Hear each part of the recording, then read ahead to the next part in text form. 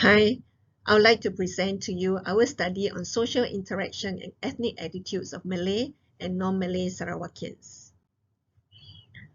Background: Malaysia has a population of 34.3 million, of which the Malay and the indigenous are the majority race. The Sarawak population has 30% Iban, 23.7% Malay, 23.4% Chinese, and the others are indigenous groups and Indians. What do we know about social interactions among ethnic groups now? There are a lot more inter-ethnic interactions now because people work and live together and also mix in social circles. The research shows that there is still a preference for in-group interactions, whether it is for neighbors or whether it is for friends. As for ethnic attitudes, Tin and Zainal Abidin study showed that university students have positive other group orientation. However, Ching et al.'s 2015 study shows that the Malay students uphold Malay dominance and wants to strengthen the Malay unity. The question we pose after knowing all these findings is this: do Malaysians with more social interactions with other ethnic groups have better attitudes towards other ethnic groups? Little is known because past studies did not investigate these two variables together. That's why we want to investigate how social interaction and attitudes towards ethnic relations are like for Malay and non-Malay living in Sarawak, Malaysia. The study involved 70 Sarawakians, 66% Malay, 34% non-Malays. They are mostly female, below the age of 30, single, and Muslim. As for education, a substantial number, 59% have degree or higher. Monthly income, 44% are not working. 16% earn less than 2,000 per month, and 37% earn 2,000 to 4,000 per month, making most of them being in the B40 category. Our questionnaire was on social interaction and attitudes towards ethnic relations. Data collection was conducted by the second researcher sending the Google Forms link to her contacts. Data analysis was carried out. We calculated the means and standard deviations and also conducted correlation for the two variables. Here are the results of the study for social interaction and ethnic attitudes. Firstly, social interactions. The t-test showed that the Malay and non-Malay respondents are not significantly different in their social interaction, so they will be considered as one group in the description of the results. Firstly, we look at social interaction within their own ethnic group. The mean score shows that the frequency is very high, 1 to frequent 2. The Sarawakian respondents frequently discuss culture and traditions with people from the same ethnic group. They eat out with their friends, have sports and recreational activities, share personal problems, do school or work projects with people from the same ethnic group. What about interactions with other ethnic groups? The results show that they help people from other ethnic groups very frequently, buy things from shops belonging to other ethnic groups frequently. They also frequently sing songs of other ethnic groups. But there is a difference when it comes to facing ethnic issues and religious issues head-on. Ethnic issue discussions with other ethnic groups sometimes. Inter-religious dialogues almost never.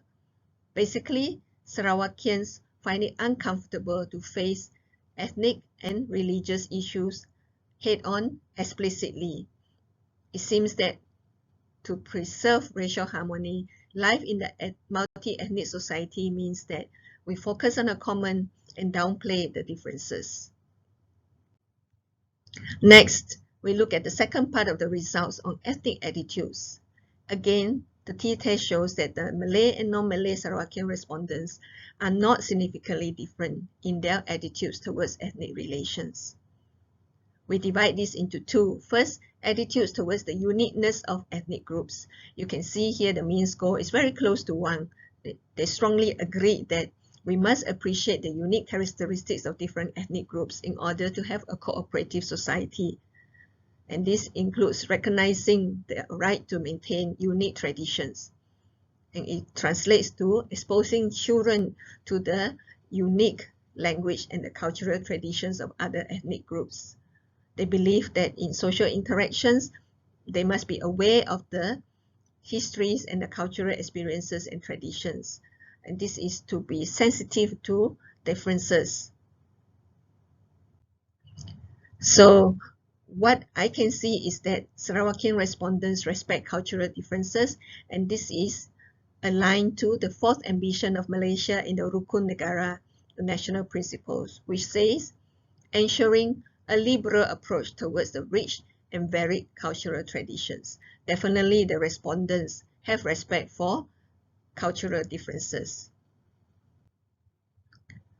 Let's look at the second part of ethnic attitudes, which is attitudes towards the Malaysian dream to have racial harmony.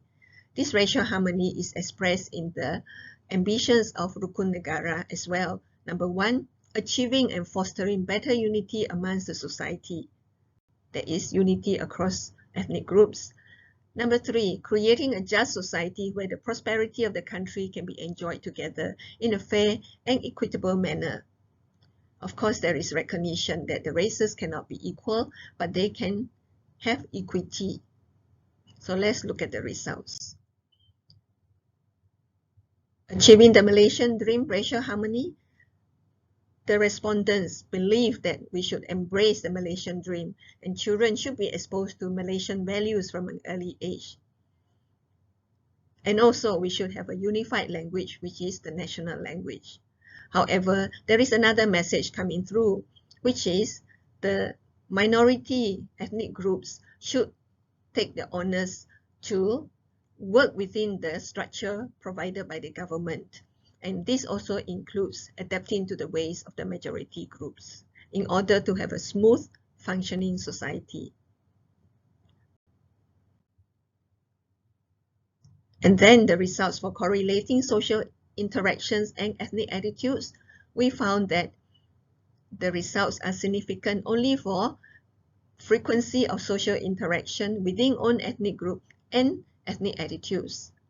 There is moderate correlation, and the correlation is positive for Malay respondents and non-Malay respondents. What does this mean? It means that Sarawakian respondents who have more contact with in-group members are more likely to have positive attitudes towards ethnic relations. The results are not significant for interactions with other ethnic groups. So this is an area for future studies to understand why this is so. We understand that our findings are based on a small number, but nevertheless, the findings on the frequent social interactions with people of the same and other ethnic groups are what we expect based on previous studies. There is still a preference for in-group social interaction, like what they found out for neighbors and friends. But we also found another fact which may explain Ting and Zainal Abidin's results on how Malaysian university students accept intergroup relations as part of life in Malaysia. And this is by focusing on what unites Malaysians rather than what divides them, which is the ethnic differences. And we can see this in the avoidance of explicit discussions on racial and religious issues. They prefer to keep these dialogues to their own ethnic group. The results also showed appreciation for the uniqueness of other ethnic groups and the Malaysian dream of racial harmony as expressed in the Rukun Negara. To achieve this, the Sarawakian respondents understood that equity does not mean equality. And the non-Malays realized that they need to work within the structure set by the government and adapt to the ways of the majority group. So as I said earlier, the findings are based on a limited group and we have interesting findings which needs to be verified using other studies. And also to find out whether other demographic variables like age, gender, and socio-economic status influence social interactions and ethnic attitudes. Such studies will increase understanding of ethnic relations in the contemporary society where rights awareness is growing. Thank you very much.